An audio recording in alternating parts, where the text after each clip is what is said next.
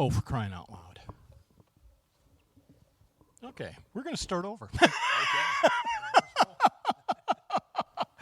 Yeah, getting at this age, and we're recording now. Oh, we didn't record any of it? None of it. Oh. I'm looking at it, and I'm like, God darn it, I'm so freaking blind.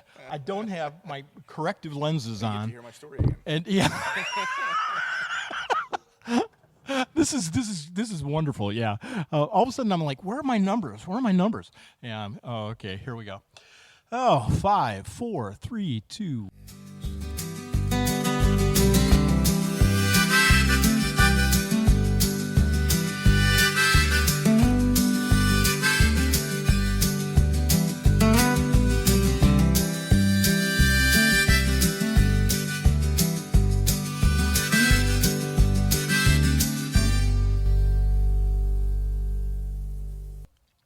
Welcome to another edition, and we have been talking for quite a while, but I didn't hit the record button, so Trip does have issues. But welcome to Trip and Graham Have Issues. Graham, why don't you start out and introduce our guest again and tell them where we're recording from. We're with Don Emery at Vizionz. I said Vision the first time, so this is better. Vizionz nightclub.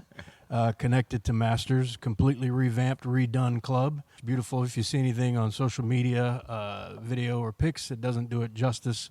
We're in here now, and it's just a scale place. From there, he's probably got to clear his throat because he's probably been talking for 20 minutes, and I didn't hit record. So this is the beauty of technology. Apparently, somebody hit my alcohol before I got here. No, I was just behind the bar to get something I dropped.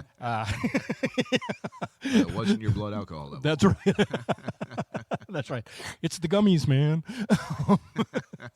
So anyway, Don is the dog father, the godfather of business, as far as I'm concerned, here in Myrtle Beach. He has owned since, and it's been the late 80s. Give us a rundown, Don, of all the businesses you've owned and how you started to get into this business. Well, I got here in 1988. I came here to go to Coastal.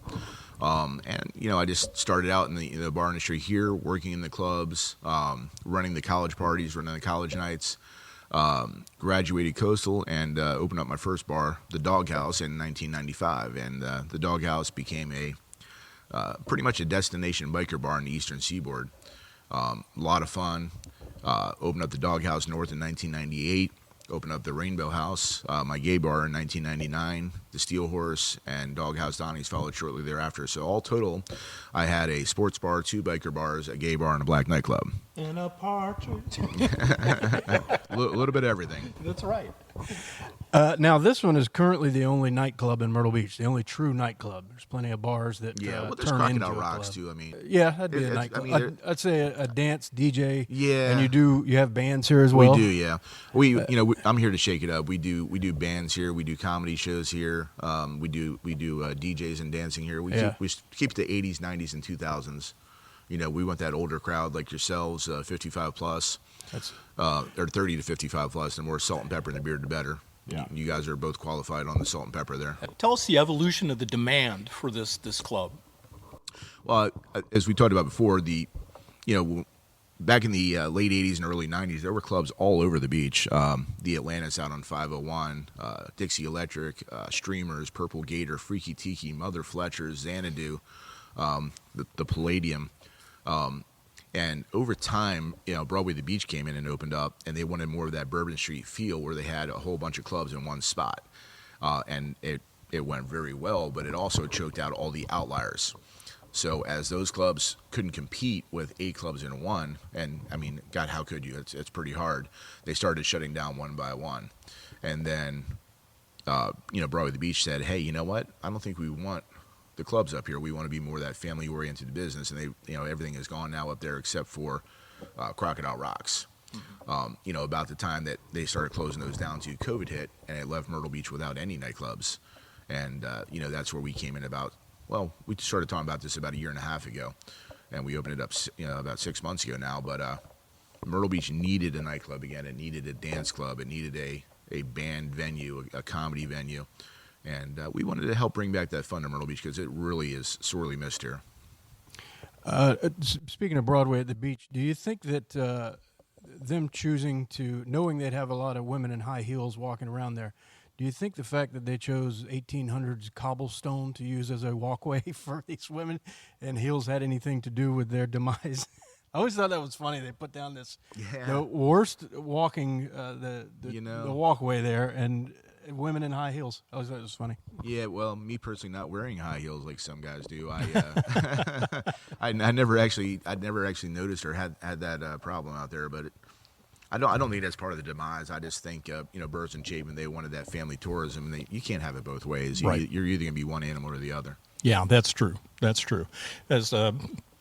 But this place is beautiful. I mean, it really is. People do have to come in here and experience Vizionz. I looked at the menu. The menu is not only broad, it looks high end, but it is reasonable as far as pricing, especially here at the beach. I mean, it is really fantastic, and it does have a dress code, so people like Graham couldn't get in here. Not on a normal basis. Yeah, we try to keep it upscale.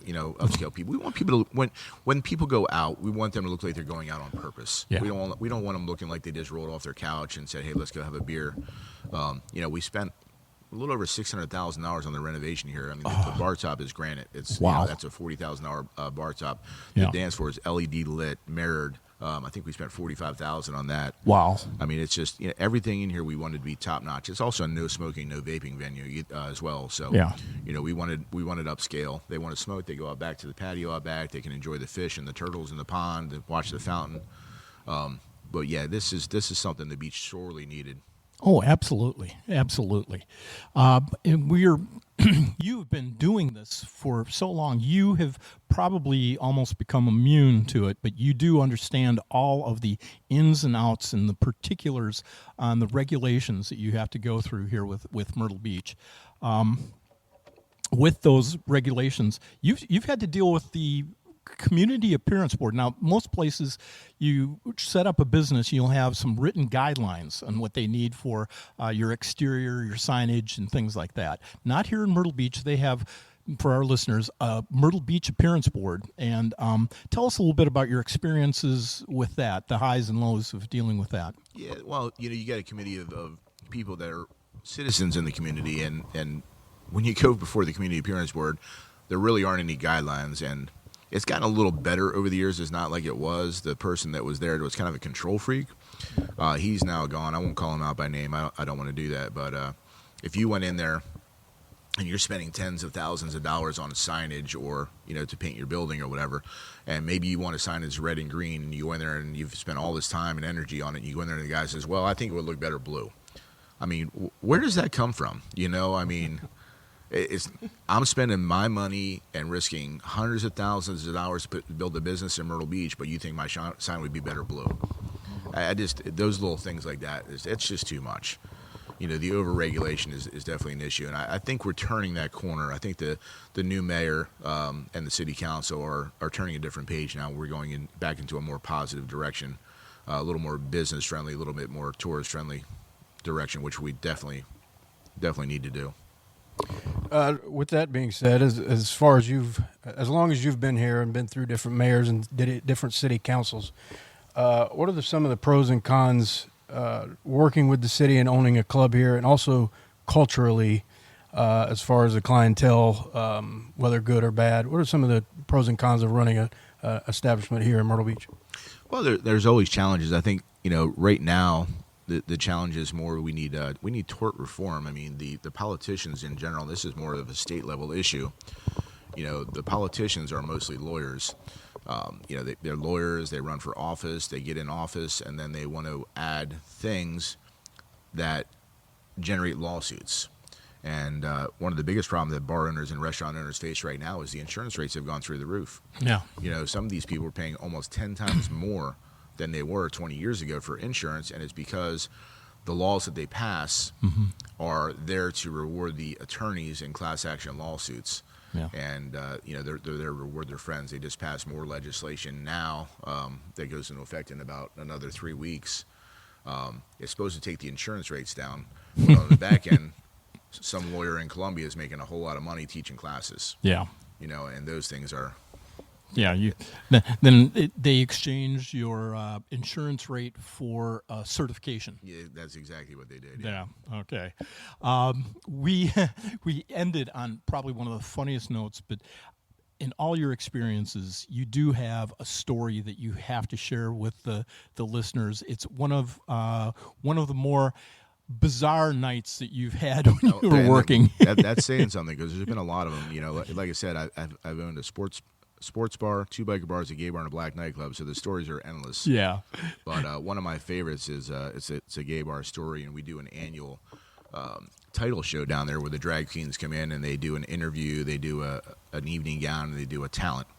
And during the interviews, I'm down there, and I don't know everybody down there, but there's not two guys. There's a guy down there, and he's heavy set. He's got a beard like you guys, and he's dressed in what they call booger drag. Now, booger drag, for those of you who don't know, is the guy with the beard. He's got the rouge on the cheeks. This guy had his Easter bonnet on. I think it was right around April time. He's got his Easter dress on. He's wearing pumps because he's too fat to wear heels. And he is the equivalent of a loud redneck. And during the interview, he's getting boisterous and loud. And I went over to him and said, hey, look, they take this very seriously. They put a lot of work in this. Can you calm down a little bit? And he does. And he's nice and happy for about 5 minutes. Well, 5 minutes go by, and he has had time to collect his thoughts. And now he's getting loud and boisterous again. And apparently he's ready for me to come over there, but I'm not ready for what he's got in store for me. So I go over there and I say, hey, you need to calm down or you need to leave. And he hauls back and says, I've never been so insulted in my life. And he hauls back to hit me with a purse. And I've been in the bar business a long time, a lot of fights, a lot of like, handling, people that are out of line. Yeah. I didn't know what to do. I froze like a deer in the headlights. So right about the time that he hauls back and I'm getting ready to get whacked with a purse by a guy in booger drag, a large black lesbian woman comes storming across the bar, picks him up off his feet and drags him by his tiptoes out of the bar and throws him out. Oh, I had no idea who this person was at the time, but it turned out, if you ever watched the American Gladiators, it was Storm from American Gladiators. So I got saved from getting bitch slapped by a guy in booger drag with a purse by Storm from American Gladiators. Well, I do, Graham and I do want to give a shout out to Mickey Strickland. We miss her so much. Yeah, Mickey's the best. She's the best. And you also had the best blue cheese hamburgers there. Yeah. Those were fantastic. And it was right behind our studio that Graham's dad had right there in 5 Points. And we miss that. We miss the whole crew. We miss everybody that was there. Go ahead. And we were there just about every night since we were dating back then, so we were there all the time. We were very used to it. We outed ourselves right. Yeah. They were sharing different kinds of patties back then. Now they know what our issues are. I think you also like the tummy sticks too, right?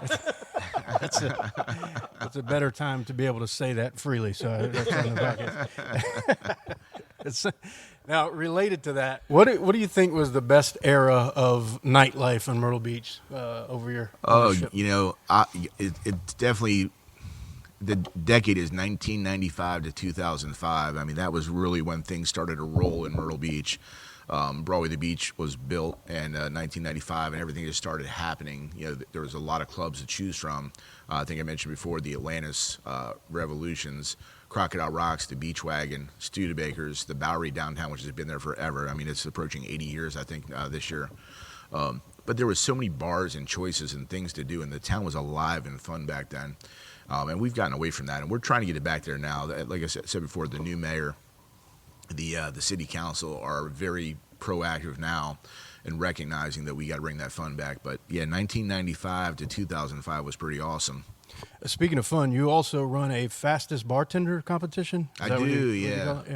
Giving back to our very good bartenders in Myrtle Beach. We have some of the best. So yeah, we did it last year. We had a lot of fun with it, so we wanted to do it again this year. But we give away $10,000 over the course of it's about a 2.5 month promo. Wow. And, I'm nothing but an overgrown bartender. They got lucky and got my dream and got my bars and stuff. So I always, those are my people, man. I love the bartenders. That's but awesome. in January, February, March, they're not making any money. So for them to be able to come in every Monday, we do qualifying for 10 weeks. Top 2 each week move on to semifinals. They win $300, $200, and eventually they get to the finals where we're giving away $1,500 for first, $1,000 for second, and $500 for first. Wow.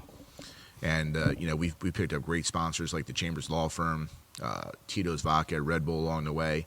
But yeah, we have a lot of fun doing that, and the bartenders really, it's not catty at all, which surprised me. Yeah. Huh. Everybody that does it is supportive. Yeah. They if they win, they're humble. If they lose or take second or third or don't win at all, they're still graceful. I mean, everybody's so supportive. Oh, you did great. Oh, you did so much better. I expected people to be pissy, and they weren't. Yeah. So that was kind of nice to see as well. Yeah, that makes it even better. And speaking of that, you do a good bit of giving back to the community. Before I forget, before we end, I wanted to make sure I get this in. You've got a golf tournament coming up, Champions for Autism. Tell us a little bit about that. Yeah, we have the Champion for Autism Celebrity Classic coming up to benefit the Champion Autism Network here in town. It's a 3-day event. And, we wanted to showcase all the fun spots in town. It's Riptides, it's Vizionz here, it's Popstroke, it's Crocodile Rocks, it's Joe's Crab Shack, and Golf at Legends. But we're bringing in 40 celebrities for this tournament, including Anthony Michael Hall from Weird Science and Breakfast Club, a bunch of professional football players, baseball players. There's 4 Ravens coming in: Zay Flowers, Ray Rice, Darius Webb, Jimmy Smith. Baseball players: Frank Garcia. Otis Nixon's coming in. Oh, yeah. Otis is a lot of fun, by the way. If you ever get a chance to meet Otis, buy him a shot. You'll have a great conversation with him. Great. But, yeah, we wanted to do that, and it's a 3-day event, and it's based in the heart of Myrtle Beach. And it's all for a fantastic cause, which is Champion Autism Network. Oh, that is. Is there a website or anything for that yet? Yeah, you can go to birdease.com. That's EASE.com/yes you can. Okay, and we'll put that in the show notes also. Yeah. Fantastic. I got a little breaking news for you too. We got a lot of bands coming here. We got Dr. Bacon, 100 Grand Band tomorrow night, Hustle Souls, Miracle Max and the Pet Monsters, and then on my way here, I just booked a band called Chairman of the Board. Oh my! Oh, absolutely legendary band here on the beach. I loved it. for I'm sorry you decades. passed away, but the General, Yeah. General Johnson was my favorite. I would go up to the after deck Yep. anytime I could when they were there. Oh my gosh, it just brought a tear to my eye. Yeah. And man, I'm so Yeah, old. they will be here Friday, August the 28th, and you guys are literally the first person to hear that. I haven't even told the owner that I booked that yet. I probably should because I spent a lot of money on it. But, That is fantastic. But speaking of bands, when you opened up your one of your first places, tell us about one of the bands that used to get for about $500 a night. Yeah. Well, it wasn't my place, but I got here in 1988, and I worked at a place called Apple Lanny's up in Barefoot Landing, which is Bully's Pub now. Mm-hmm. And we used to book a band up there for $500 a night called Hootie and the Blowfish. You can't even get one blowfish for $500. No, I think they're booking for over $50,000 a show right now. Oh, But yeah. back then, Darius, everybody knew he was going to be big. I mean, you could tell. The bars he was playing at here every other weekend, he was here or in Columbia, and just packing places. I mean, his voice is just so incredible. Oh. And of course their lead song "Hold My Hand" was. It hadn't broken out yet, and when it did, everybody was so excited for him. But yeah, $500 for the band for the night. I'm telling you, folks, he knows where all the bodies are buried here on the Grand Strand. I have no comment. It's true. I could probably chat with Donny for hours and just recant some of the stuff that we were just talking about, stories with back with the bike rallies, with talking to the guys with A-Bait, the poker runs that you had. You've given so much to this community, by the way, and we can't thank you enough. Well, when you have success and when you have good fortune, I think it's your duty as a citizen, as a patriot, to give back. And I mean, we've done hundreds of poker runs and charity events over the years. It's all really rewarding. We're actually doing one March 8th for my friend EZ that just he was killed in a fiery house explosion. So we're doing a benefit for him March 8th down at Suckbang Low. But it's nice to be able to do those things and help people, because when you have good fortune and if you don't take that platform and do something good with it, you're falling short of what you should be doing. That's really awesome. Graham, do you have anything? I don't think I had anything else for the moment. I'll think of something as soon as we head out of here. But It usually is. Yeah. Here's the important question: where are we recording? Yeah, that's it. We'll find out tomorrow when we get to the studio. You get this call, ring, ring. Donny, guess what? We need to come and talk to you again. Quick. Open the bar up. I'll be there early. I'm going to drop something behind the bar. It's over and over again. Bad habits. Bad looks. I really want to thank you for the time that you've spent pleasure, with man. us. It's been a lot of fun. And I hope you won't be a stranger. We'll be stopping in again. I want our listeners to make sure that they see it's Vizionz Club Myrtle Beach. Yeah, just Vizionz Myrtle Beach. VIZIONZ MyrtleBeach.com. Yeah. Okay. And again, I won't be a stranger, but I'm always going to be strange. Strange. I'm always going to shake things up with midget wrestling and midget strippers and anything off color I can think of. I'm a shock jock when it comes to marketing, and I want to keep people talking about me. that is what we love about you. mm-hmm. That's what I was saying that same thing. I mean, it is. We're a little bit left of center anyway, as far as our brains work, and it's always great to run into you, to see all the events that you've got going on. I want people to come down, enjoy this absolutely fantastic new venue, Vizionz. That's with a Z, Vizionz, two Z's, yeah. And if you look at the front of Masters Club, the entrance is just to the left. That's right. And strip clubs aren't your thing. It's got its own entrance. It's not part of the strip club. It's Right. It's its own separate entity over here. That's true. Hours and times did we want to? Yeah, we've got you're open on Fridays and Saturdays. Yeah, Fridays and Saturdays from 8 to 2. We want that. We're 21 and up, but our target market is 30 to 55 plus. I'm in that plus range too, so don't feel too bad about that. But we want a nice upscale place that for people to go and enjoy. We want to bring in good bands like Chairman of the Board, like Hustle Souls and Miracle Max and Kevin Nichols. And This is probably going to be my place to be hanging out. Yeah, I think so. It's my first time here. It won't be the last. Well, fantastic. Well, this is Trip and Graham Have Issues, and I want everybody to tune in and visit Donny's establishments. You've got to have the fun. it's all about the fun, man. I'm all about bringing the fun back to Myrtle Beach right now. Thank you. Thank you for doing that. This city needs it for sure. So good stuff here.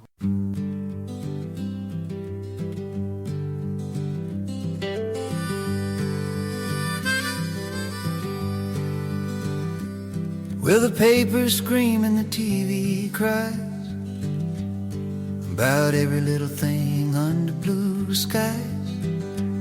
They'll tell you what to eat, what to think, what to say, while taxing your paycheck every damn payday. Oh, Trip has issues, but not like these. He just wants to sip his whiskey in peace, while they're building walls and burning flags. Trip's just laughing and filling his flask. The talking heads on the nightly news act like we all gotta pick sides and choose, left or right, black or white, us or them. Trip says, hell, I just don't give a damn. Oh, Trip has issues, not like these. He just wants to sip his whiskey in peace, while they're building walls and burning flags. Trip's just laughing and filling his flask.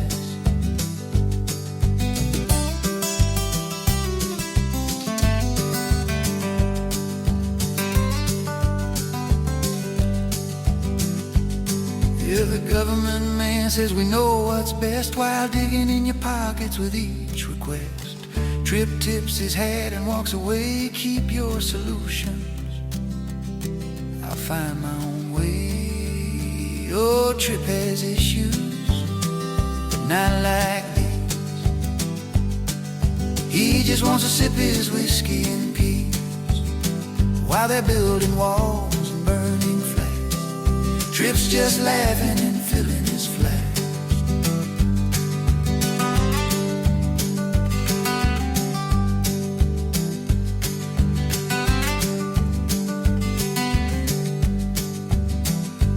So when the world starts losing its mind,